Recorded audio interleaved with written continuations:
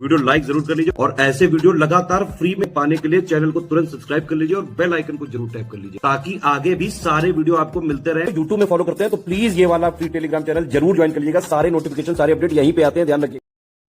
तो दोस्तों हिस्ट्री की सीरीज हम लोग आगे अपनी कंप्लीट करते हैं। 91st वाले क्वेश्चन से जो है हम लोगों को स्टार्ट करना है। ठीक है, अभी जो सीरीज है इसमें पूरा आपका प्राचीन, मध्यकाल और जो मॉडर्न इंडिया है कंप्लीट अच्छे से शामिल है। ठीक है, तो चलो हम लोग अपनी वीडियो स्टार्ट करते हैं। साथ में कंप्लीट पेड ग्रुप जो है वो भी चल रहा है स्टडी फॉर सिविल सर्विसेज का, यूपीपीसीए 2025 के लिए। आप ज्वाइन कर सकते हो इन नंबर्स पे कॉल करके। ठीक है, अब देखो 91st वाला क्वेश्चन देखो।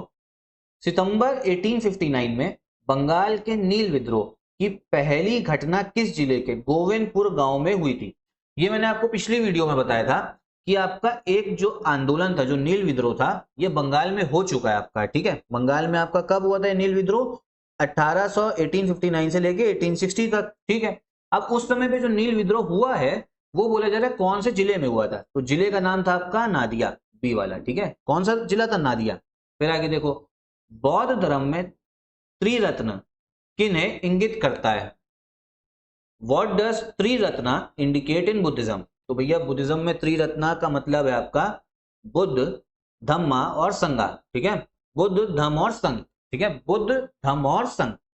फिर 93 देखो, इसमें शासक दे रखा है और किस शासक ने आपकी कौन सी उपाधि ली है, इस चीज को लेके सवाल है। तो देखो पहला तो है आपका भैया अशोक। तो अशोक ने तो भैया टाइटल ले रखा था प्रियदर्शी का, ये तो मतलब उसके हर इंस्क्रिप्शन में अशोका के में प्रियदर्शी लिखा हुआ है। ठीक है, ये करेक्ट आंसर आपका ए का जो है 4th हो गया। इसके बाद में बोला जा रहा है कनिष्क, तो कनिष्क ने लिया था आपका देवपुत्र। फिर है खारवेल, खारवेल ने लिया था कलिंग चक्रवर्ती। और कुमारगुप्त, कुमारगुप्त ने लिया था आपका महेंद्र आदित्य, सेकंड वाला। तो करेक्ट आंसर इसका हो जाएगा कौन सा? आपका बी वाला जो है वो करेक्ट आंसर हो गया। फिर इसमें देखो अलग अलग इंस्क्रिप्शन है, अभिलेख कौन सा किस शासक ने आपका लिखवाया, ये बात हो रही है। तो प्रयाग जो प्रशिष्टि है ये तो काफी फेमस है, तो ये कौन सा शासक था? ये था समुद्रगुप्त, बिल्कुल सही है। ठीक है, उसके बाद में बात हो रही है बिलसट, ये आपका कुमारगुप्त द्वारा है। फिर आपका भीतरी स्तंभ, भीतरी पिलर, तो ये स्कंदगुप्त है। और फिर मंदसौर, ये आपका है यशोधर्मन, 4th वाला।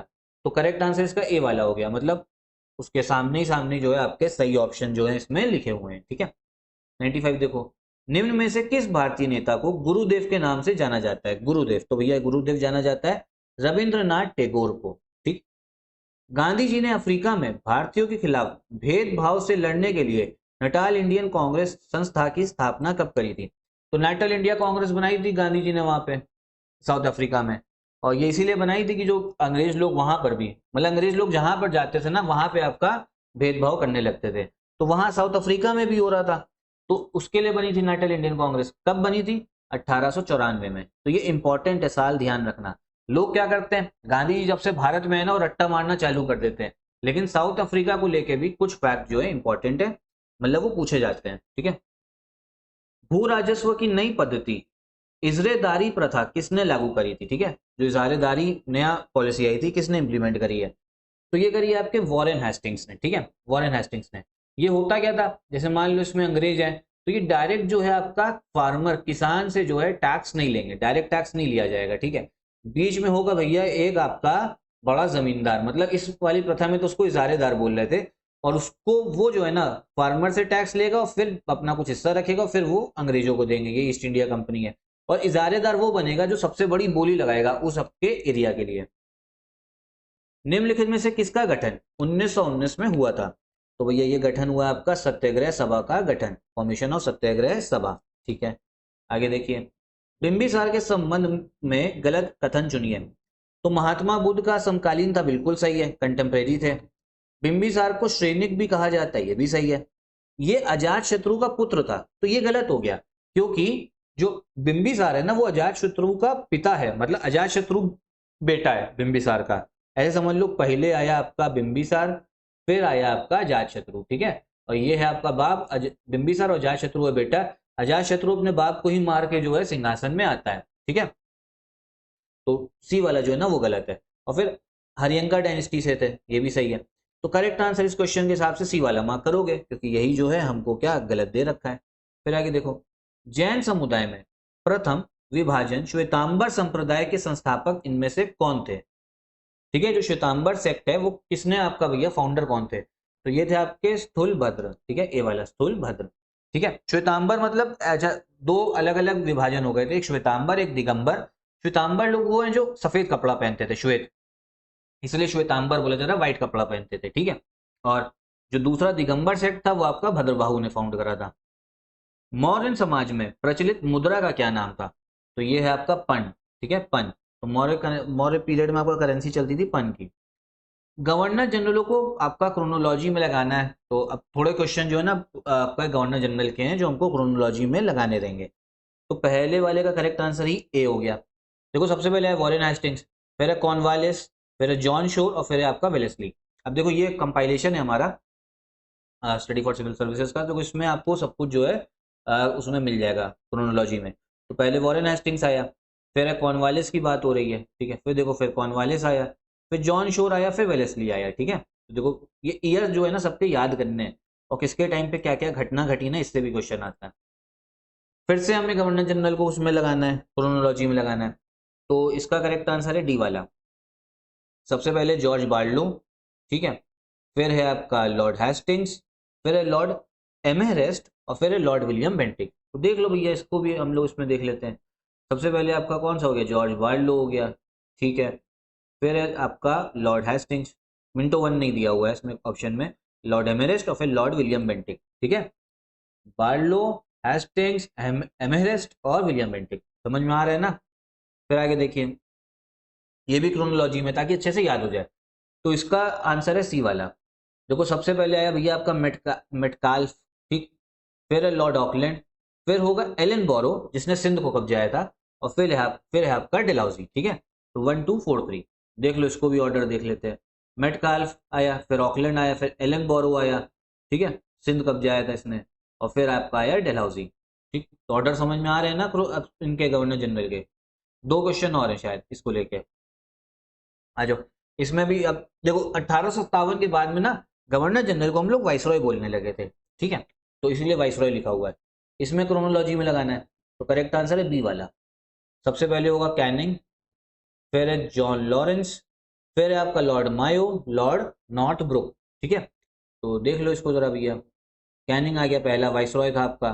ठीक है, फिर है जॉन लॉरेंस, फिर है लॉर्ड मायो। ठीक है, लॉर्ड मायो, पहली सेंसस जो है ना वो लॉर्ड मायो के दौरान पे हुई, ध्यान रखना। और इसको ना ये मतलब पहला ही वाइसरॉय था इकलौता जिसका मर्डर हो गया था। अंडमान गया था घूमने, वहां भी ये जेल में देख रहा था, जेल को निरीक्षण करा था, वहीं किसी ने मार दिया था। और फिर आपका कैनिंग हो गया, लॉरेंस हो गया, लॉर्ड मायो, और कौन सा ऑप्शन था? नॉर्थ ब्रुक था। ठीक है, तो नॉर्थ ब्रुक देखो ये आ गया नॉर्थ ब्रुक। समझ रहे हो ना?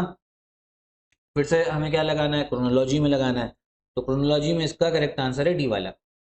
पहले है लिटन, फिर है Ripon, Lytton Ripon, Lytton Ripon. ठीक है, फिर है डफरिन और फिर है आपका कर्जन। ठीक है, देख लो, चलो ये भी मतलब थोड़ा इंपॉर्टेंट इसलिए बता दे रहा हूँ। लाइट लिटन, ठीक है, लॉर्ड रिपन हो गया, डफरिन कांग्रेस बनी थी इसके दौरान पे, और फिर हो गया आपका कर्जन, बंगाल का विभाजन सबसे मेन चीज जो है इसके दौरान हुई है। अब ये इंडस वैली सिविलाइजेशन, सिंधु सभ्यता की कुछ साइट्स दे रखी हैं, नॉर्थ से साउथ जो है हमको लगाना है। करेक्ट आंसर है इसका बी वाला। देखो मैप पे दिखा रहा हूं मैं आपको। सबसे पहले रोपर, फिर है बनावली, फिर है राखीगढ़ी और फिर है आलमगीरपुर। ठीक है, तो देखो ये आपको मैप दिखेगा। यहाँ देखो सबसे पहले ऊपर रोपर दिख रहा है ना आपको यहाँ पे। ठीक है, जूम, रुको जूम कर दे रहे, हो जाओ, हाँ, देखो रोपर दिख रहा है ना। फिर रोपर के नीचे है बनावली, ठीक है, उसके और नीचे है राखीगढ़ी। तो रोपर, बनावली, राखीगढ़ी और इसके और नीचे आता है आलमगीरपुर। दे नहीं रखा है मैप पे, लेकिन आलमगीरपुर जो है इसके और नीचे है। समझ में आए? इसीलिए बी वाला जो है करेक्ट आंसर। अब महाजनपद, टोटल 16 महाजनपद है, सबकी कैपिटल वगैरह जो है ध्यान रखनी है। इनको भी क्या बोला जा रहा है, नॉर्थ से साउथ जो है लगाओ। तो सी वाला जो है करेक्ट आंसर। सबसे पहले है भैया आपका कंबोज, फिर है कुरु, मैप पे दिखाता हूँ ये भी, फिर है आपका काशी और फिर है आपका अशमक। ठीक है, कंबोज, कुरु, काशी, अशमक। तो भैया इसका मैप कहाँ गया, ये रहा। देखो सबसे पहले कंबोज तो देखो एकदम ऊपर दिख रहा है, यहाँ दिख रहा है ना कंबोज, गांधार के भी ऊपर कंबोज। फिर कौन सा था आपका, कुरु, देखो कंबोज हो गया। फिर आपका कुरु दिख रहा है आपको, ठीक साउथ में। और फिर दक्षिण में और हो गया काशी, और सबसे दक्षिण में आपको अशमक दिखेगा। ठीक है, और महाजनपदों की कैपिटल भी याद कर लेना, इससे क्वेश्चन जो है पूछा जाता है। फिर आपके इंस्क्रिप्शन है, शिलालेख है, बताना है नॉर्थ से साउथ भैया, इनको लगाना है जरा। तो इसका करेक्ट आंसर है आपका ए वाला। सबसे पहले होगा शहबाज घड़ी, फिर है आपका मनसेरा, फिर है कलसी और फिर है कलिंग। शहबाज घड़ी, मनसेरा, कलसी और फिर आपका कलिंग। ठीक है, तो ए वाला हो गया। अब पिलर इंस्क्रिप्शन लगाना है हमें किसमें, वेस्ट टू ईस्ट। ठीक है, तो वेस्ट टू ईस्ट में अगर बात करें तो पिलर इंस्क्रिप्शन होगा डी वाला करेक्ट आंसर। सबसे पहले होगा आपका टोपरा, फिर है कौशाम्बी, फिर है रुमिनदेई जो लुम्बिनी में था, और फिर आपका लौर या नंदनगढ़। ठीक है, तो इसको एक बार अगर देखना चाहो मैप पे, तो देखो ये आपका पिछले क्वेश्चन शहबाजगढ़, आपका मनसेरा, ये सब है। अब टोपरा देखो ये लुम्बिनी का ये हो गया, फिर आपका और कौन सा इसमें क्वेश्चन था, आपका टोपरा हो गया, कौशाम्बी भी। अच्छा ठीक है, कौन सा, कौशाम्बी। ठीक है, कौशाम्बी का में ये रहा कौशाम्बी। ठीक है, फिर ये लुम्बिनी और ये आपका, और ये हो गया आपका नंदनगढ़। ठीक है, लौरिया नंदनगढ़। चलो आगे देखो क्वेश्चन। इस्लाम के 4 प्रमुख खलीफाओं को क्रोनोलॉजी में हमें क्या करना है, लगाना है। ठीक है, क्रोनोलॉजी में लगाना है। तो इसका करेक्ट आंसर है सी वाला। देखो सबसे पहले आए आपके अबू बकर, फिर आए आपके उमर आए हैं, ठीक है, फिर आए आपके उस्मान और फिर है आपके अली। ठीक है, पहले हो गए अबू बकर, फिर है आपके उमर, फिर है आपके उस्मान और फिर है आपके अली। ठीक, 112 देखो।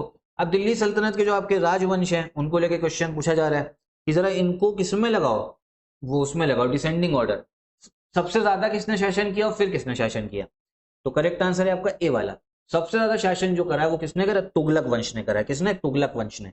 फिर करा है आपका ममलूक वंश, स्लेव डायनेस्टी, गुलाम वंश, फिर लोधी वंश ने और फिर सैयद वंश ने।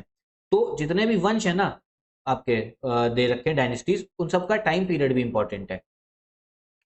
अब ये विजयनगर आने वाले ये आपके कुछ जो है फॉरेन ट्रैवलर है। विजयनगर एम्पायर पता है ना, ये आपका कृष्णा नदी है और कृष्णा की सहायक नदी तुंगा भद्रा, इसी के आसपास जो है विजयनगर एम्पायर बना था। अब इसमें भी ट्रैवलर है, तो बोला जा रहा है भैया इनका क्रोनोलॉजी लगाओ। तो बी वाला जो है ना ये करेक्ट आंसर होगा। सबसे पहले आया भैया निकोलो, फिर आया आपका अब्दुल रजाक, फिर है आपका बारबोसा और फिर है आपका पियूस। ठीक है, तो ये ऑर्डर ध्यान रखना। इसमें बोले जरा कौन सा सही है आपका, मैच है नहीं इसमें। ठीक है, तो जो सही नहीं है वो डी वाला, लोधी डायनेस्टी। क्योंकि लोधी वंश जो है ना ये 1415 से नहीं है, ये है 1451 से, 1451 से लोधी वंश। ठीक है, 1451 से। समझ में आया या नहीं समझ में आया। ठीक है, निम्नलिखित में से कौन सा एक बौद्ध साहित्यिक ग्रंथ नहीं है। तो ये है आपका कलावंश, ये आपका बुद्धिस्ट लिटरेरी टेक्स्ट नहीं है, बाकी सब है। मिलिंद, आपका मिलिंद पनो भी है, महावस्तु भी है और उदान भी है। ठीक है, अब इसमें बोले जरा कौन सा मैच नहीं है, बी वाला मैच नहीं है। विनोबा भावे जो है ना ये आपका मद्रास हिंदू एसोसिएशन के साथ तो नहीं है, ये आपका भूदान मूवमेंट के साथ जुड़े हुए थे। किसके, भूदान मूवमेंट, मतलब जो लैंड रिफॉर्म्स को मूवमेंट था।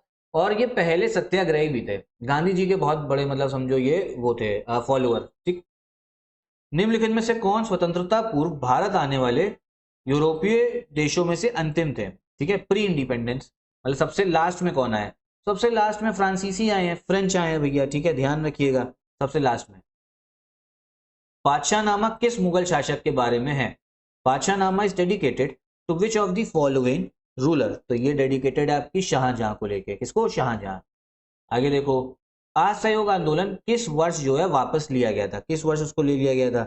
तो ये साल है 1922 में। ठीक है, 1922 में। क्यों, क्योंकि चौरी चौरा इंसिडेंट हो गया था। उत्तर प्रदेश में गांव है, गांव वालों ने, जो पुलिस वाले थे, पुलिस स्टेशन था उसमें आग लगा दी थी और पुलिस वालों की भी मौत हो गई थी उसमें।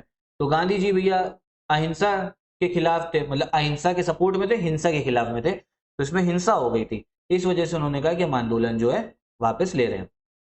असहयोग आंदोलन में कौन कौन शामिल था इनमें से। तो इनमें भैया वल्लभ भाई पटेल भी थे, सुभाष चंद्र बोस भी थे, जवाहरलाल नेहरू भी थे। करेक्ट आंसर हो जाएगा डी वाला आपका, ऑल ऑफ दी अबव। सभी लोग जो है ना वो शामिल है इसमें नॉन कोऑपरेशन मूवमेंट में। ठीक है, तो फिलहाल कई क्वेश्चन हम लोग रखते हैं और साथ में टेस्ट सीरीज अगर आप लगाना चाहते हो यूपीपीसीएस के लिए तो वो भी चल रही है स्टडी फॉर सिविल सर्विसेज में। अभी आप समझो 50% ऐप पे हमारे डिस्काउंट भी चल रहा है। ठीक है, ऐप पे डिस्काउंट मिलेगा स्टडी फॉर सिविल सर्विसेज पे। और टेलीग्राम कोर्सेज भी आप ज्वाइन कर सकते हो इन नंबर्स पे कॉल करके, उस पर टेलीग्राम कोर्सेज पे 25% का डिस्काउंट जो है वो चल रहा है। ठीक है, साथ में पॉलिटी और साइंस की सीरीज की लिंक जो है वो भी डिस्क्रिप्शन बॉक्स में दे दूंगा, उसको भी एक बार जो आप लोग अच्छे से चेकआउट कर लेना।